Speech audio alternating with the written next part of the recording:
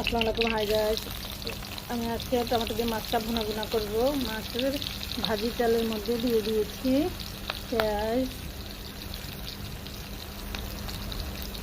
দিয়ে দিচ্ছি কয়েকটা কাঁচামরিচ, দিয়ে এগুলোকে একটু ভেজে নেব।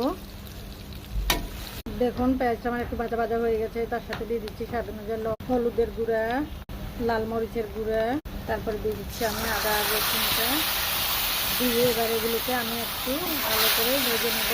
দেখুন মশলাটাকে আমি কীভাবে কষাচ্ছি আর কীভাবে ভাজতেছি। এভাবে আমি 4 থেকে 5 মিনিট ভালোভাবে ভেজে নেব। মশলাটা ভাজা হয়ে গেছে। এখানে আমি 5-6টা টমেটো কেটে নিয়েছি। টমেটোগুলো দিয়ে আবার 1 থেকে 2 মিনিট এগুলোকে একটু নাড়াচাড়া করে নেব। টমেটোগুলোকে আমি কয়েক মিনিট ভালো করে ভেজে দেখুন এগুলোকে দিয়ে দিচ্ছি। আমি এবার পানিটা দিয়ে একটু ভালো করে নাড়াচাড়া করে তারপরে উপর দিয়ে দিব আমি মাছগুলো দেখুন আমি আগেই ভেজে রেখেছি। এইভাবে এবার উপর দিয়ে আমি দিয়ে দিব সবগুলো মাছ।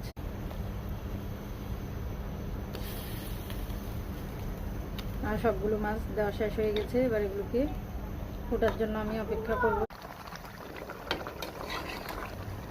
দেখুন মাছটা কতটা মাখা মাখা হয়ে গেছে।